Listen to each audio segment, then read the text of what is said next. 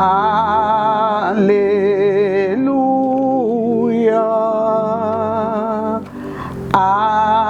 Alléluia. Gloire à Dieu. Alléluia.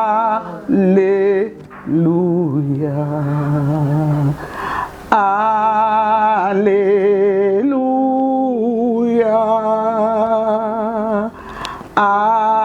Alléluia. Gloire à Dieu. Merci Saint-Esprit pour ta parole. Et ce matin, je rends grâce à Dieu pour la parole qu'il m'a donnée, pour les temps dans lesquels nous sommes. Dieu m'a parlé et je voudrais partager cela avec l'Église. Dieu m'a parlé de l'intercession des leaders. Il m'a parlé de l'unité du corps. Et il m'a parlé de l'évangélisation. Il m'a dit, il nous a donné une mission, une commission, c'est d'aller partout dans le monde et prêcher la bonne nouvelle à toute la création. Le souci de Dieu, la pensée de Dieu, comme je l'ai déjà dit, c'est de voir le monde sauvé. C'est de voir les peuples des nations sauvés par la parole de Dieu. Et ce matin, Dieu a besoin d'entendre la voix de son corps. Dieu veut entendre la voix de supplication. Dieu veut entendre la voix de la prière. Il dit, il cherche un homme qui se tient à la brèche. Un homme, un seul. Lorsque Dieu te parle de chercher un homme, il cherche toi, femme, toi, homme, toi, jeune. Souvent, nous avons laissé la prière de parler à Dieu par des intervalles, par d'autres personnes, des intermédiaires. Non.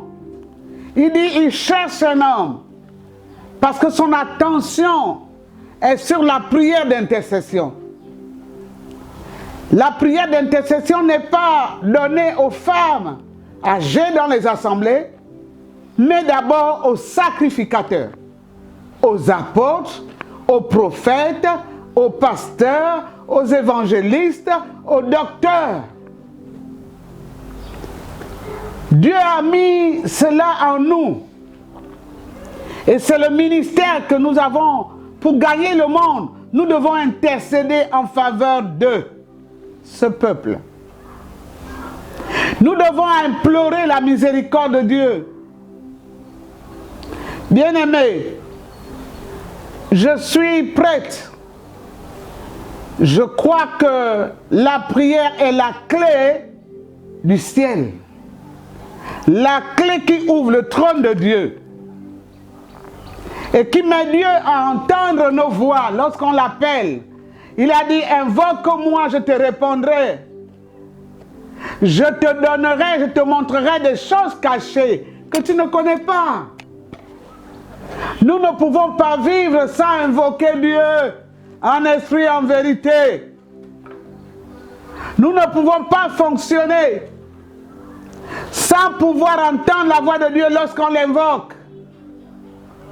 Et Dieu m'a dit une parole aux leaders des églises d'affermir déjà par l'enseignement le peuple qu'ils ont déjà en charge. Il faut que le peuple demeure ferme. Daniel a dit dans son livre, au chapitre 11, verset 32, que ceux du peuple qui connaîtront leur Dieu agiront avec fermeté dans ce temps. Ils agiront avec force et puissance pour résister à l'ennemi, pour résister aux forces des ténèbres, pour ne pas être influencés, mais d'influencer. C'est pour ça qu'il nous a dit, allez par tout le monde et prêchez la bonne nouvelle à toute la création. Et dans Romains, il nous dit que le monde entier attend avec un ardent désir la révélation des fils de Dieu. Nous devons nous révéler au monde. Nous devons révéler Christ au monde. Nous devons établir Christ au monde. Mais il m'a dit trois choses: l'unité du corps, l'intercession des leaders, des sacrificateurs. Lorsqu'on tourne dans les livres pas l'Ancien Testament forcément, mais lorsqu'on regarde les épîtres de Paul et d'autres épîtres de Pierre, nous voyons que Dieu nous a donné cela. Les apôtres doivent être devant le trône de Dieu en implorant sa miséricorde et en jeûnant, en priant pour le salut des âmes. Nous prenons de grands jeûnes pour voir tout simplement la volonté de Dieu s'accomplir. Mais la volonté de Dieu, c'est que toi, tu marches en acceptant d'accomplir sa volonté et de plaire au cœur de Dieu et de marcher dans la volonté, dans l'esprit de Dieu. Bien-aimés, nous ne pouvons pas nous détourner de la vision, de la mission. Nous avons beaucoup de dérives, c'est vrai. Mais dans ce temps, il veut voir le corps. Dans ce temps, nous devons abolir nos égos. Nous devons nous référer à celui qui a fait des dons. Il y a quelqu'un qui nous a fait des dons. Il le dit dans Ephésiens 4 qu'il a fait des dons aux hommes.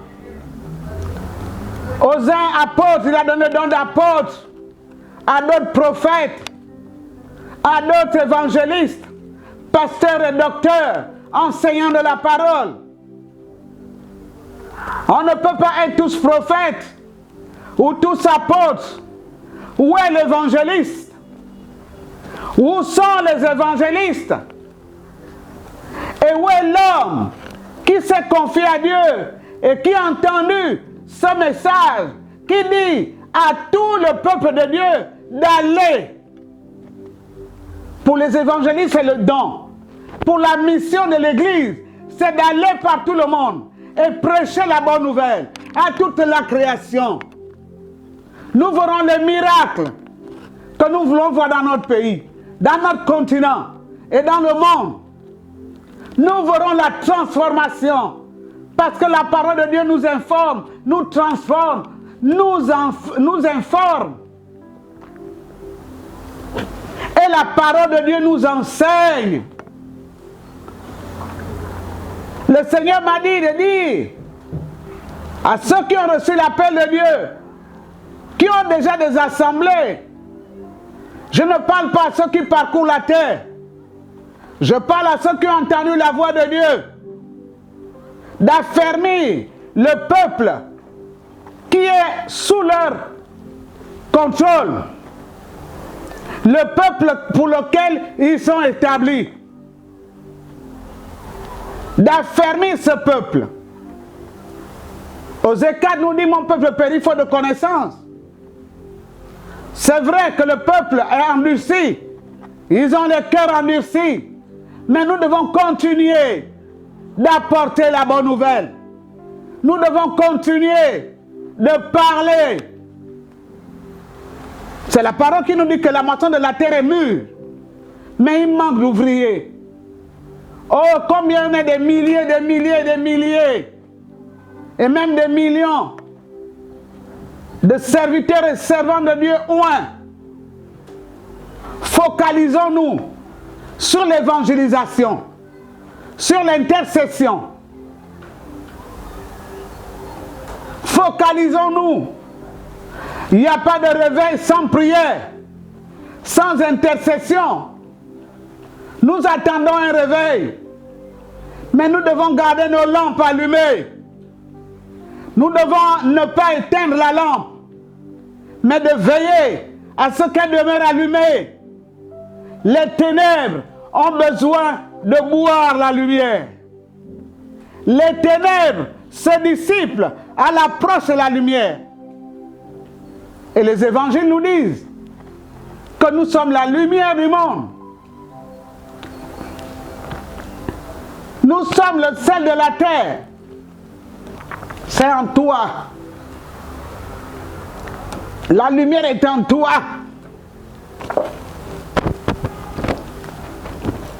Elle n'est pas dans l'interrupteur, mais elle est en toi.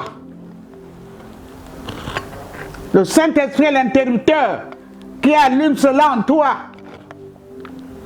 Et tu dois veiller, comme les 5 vierges. Tu dois maintenir ta lampe allumée. Lorsqu'elle va s'éteindre, ravive l'esprit, ravive le don. Lorsqu'elle va s'éteindre, tu dois veiller, bien-aimé. Tu dois veiller. Dans l'épître de Romains chapitre 12. Bien-aimé, fais la lecture.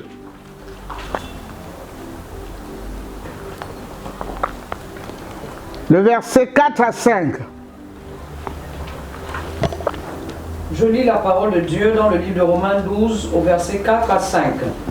Car comme nous avons plusieurs membres dans un seul corps et que tous les membres n'ont pas la même fonction, ainsi nous qui sommes plusieurs, nous formons un seul corps en Christ et nous sommes tous membres les uns des autres. Nous sommes membres les uns des autres. Acceptons-nous. Un impur ne peut pas demeurer dans le feu de Dieu. Celui qui n'a pas été appelé, Dieu lui-même le met à part. Qu'on ne soit plus juge. C'est un sceau que nous avons reçu. Lorsqu'il n'y a pas le sceau, tu ne peux pas. Le sceau du Saint-Esprit qui conduit ceux-là qui sont appelés. Mais Dieu nous exige pendant ce temps d'être un, d'être un seul homme devant sa face, d'être un, pour que Dieu se révèle à nous. Il veut que nous soyons un. Dieu ne parle pas à un peuple dispersé, mais il parle à un corps. Tu es un membre important, l'apôtre. Tu es un membre important, le prophète. Tu es un membre important, l'évangéliste. Et le Seigneur m'a dit de nous dire à nous que nous sommes dans une heure où nous ne parlons plus de nos communautés, mais nous parlons de son peuple. Nous parlons à son peuple. C'est pour ça que les églises demeurent fermées. Parce qu'il veut nous amener à parler à la foule. Il veut nous amener à parler aux nations. Les nations sont là. Elles nous entourent. Je ne parle pas des nations physiques, mais je parle des hommes qui sont des nations. Nous devons parler à l'homme. Nous devons apporter la parole. On nous ferme les portes dans certains endroits. Envoyer des mails, envoyer des SMS, envoyer tout ce qui peut passer au travers de la barrière physique. Et parler de la part du Seigneur. Afin que ceux-là qui ferment les oreilles pour ne pas entendre la voix de Dieu, l'ainsi parle l'Éternel, que leurs oreilles s'ouvrent et qu'ils voient la grandeur de ce Dieu. Bien-aimé, dans le livre d'Éphésiens chapitre 4, le verset 16. C'est de lui, et grâce à tous les liens de son assistance, que tout le corps, bien coordonné et formant un solide assemblage, tire son accroissement selon la force qui convient à chacune de ses parties. Alléluia. Et s'édifie lui-même dans la charité. Alléluia. Comprenez-vous cela, bien-aimé? Reprends-moi ce texte de la Bible. C'est de lui, et grâce à tous les liens de son assistance, comprenez, que tout le corps, bien coordonné et formant un solide assemblage, tire son accroissement selon la force qui convient à chacune de ses parties et Alléluia. s'édifie lui-même dans la charité. Alléluia. Et la parole de Dieu, je ne veux rien ajouter. Les hommes de Dieu dans cette nation sont équipés. Mais le peuple ne veut pas suivre. Le peuple veut continuer à s'égarer. J'ai lu la pensée d'un père qui a reçu une pensée dans le livre de Sophonie chapitre 2. Bien-aimés, quand vous recevez, vous entendez ces paroles, vous devez être en émoi. Vous devez être dans une peur, une crainte. Pas la peur, mais la crainte. De ce que Dieu est capable de faire avec les rebelles. Ce que Dieu est capable de faire dans nos pays d'Afrique, en Europe, en Asie, en Amérique, en Océanie. Dieu est capable. Il en est le créateur. Il peut tout. Il est capable. Est-ce que nous avons interrogé Dieu par rapport à ce qui se passe? Avons-nous entendu le rhéma de Dieu? Avons-nous entendu, connu la pensée de Dieu? Pour plusieurs, nous disons non. Il y a une pandémie, il y a des problèmes, il y a ceci. Mais qu'est-ce que Dieu nous dit? Qu'est-ce que Dieu nous dit? Dieu veut nous amener au rudiment de la foi. Il veut nous ramener. J'ai vu des pères se rassembler et décider de beaucoup de choses. Et plusieurs sont restés sur leur trône. Mais qu'est-ce que Dieu dit?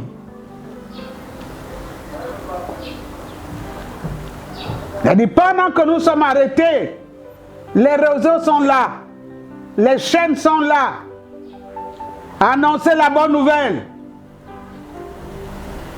Il transforme même le cœur de roi, il le penche là où il veut, comme il veut, en sa faveur.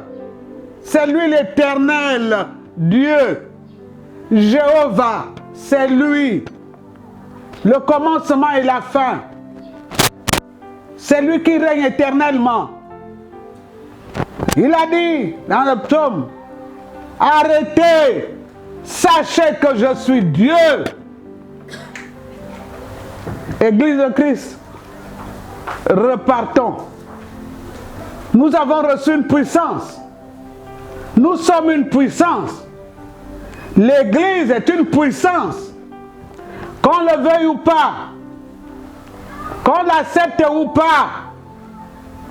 Il a dit en Acte 1:8, mais vous recevrez une puissance. Il n'a pas dit vous recevrez un vent ou un souffle, mais une puissance.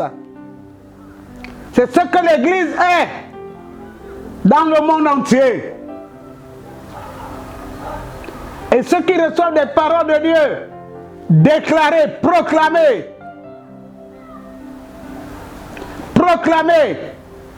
les oracles, déclarer cela. La terre a les oreilles, l'atmosphère a des oreilles. Proclamer la voix de Dieu. Nos nations sont sur le point, s'ils avaient abandonné ou oublié que c'est l'Éternel seul qui est Dieu. Alors, crions à lui, implorons sa miséricorde. On va lire un dernier texte, un avant-dernier, 1 Samuel chapitre 7, le verset 5 à 6. Samuel dit, assemblez tout Israël à Mitzpah, et je prierai l'Éternel pour vous. Et ils s'assemblèrent à Mitzpah. Ils puisèrent de l'eau et la répandirent devant l'Éternel. Alléluia. Et ils jeûnèrent ce jour-là en disant, nous avons péché contre l'Éternel. Samuel jugea les enfants d'Israël à Mitzpah. Alléluia. Comprenez cela. Ils ont réussi à juger les enfants d'Israël. Pourquoi? Parce qu'ils se sont détournés. Nous pouvons peut-être pas juger comme on le fait, mais déclarer les œuvres des ténèbres. Déclarer les œuvres des ténèbres. Donc, ce rassemblement est important. Prions pour la nation. Prions pour les nations. Prions pour les familles. Nous allons lire encore Jacques chapitre 5.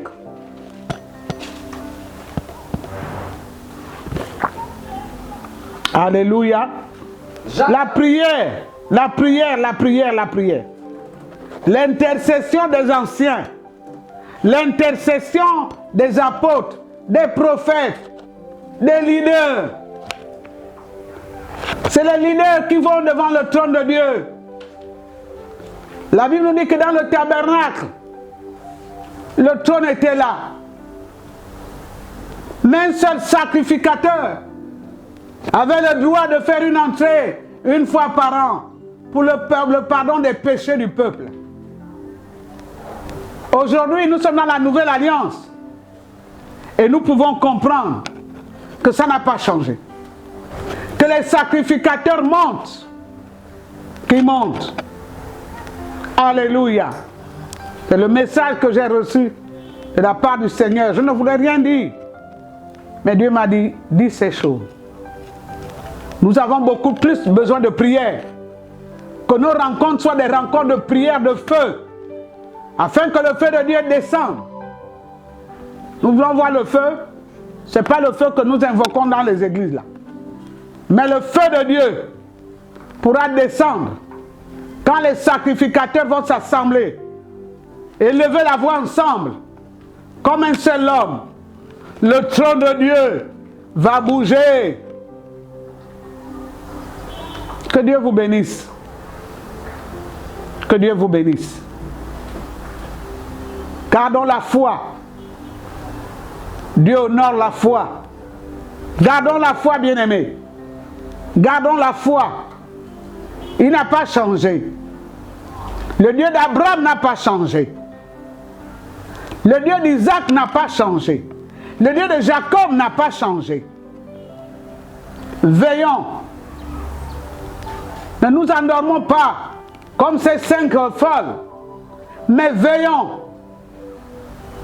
Il y a un avènement important qui arrive. Veillons.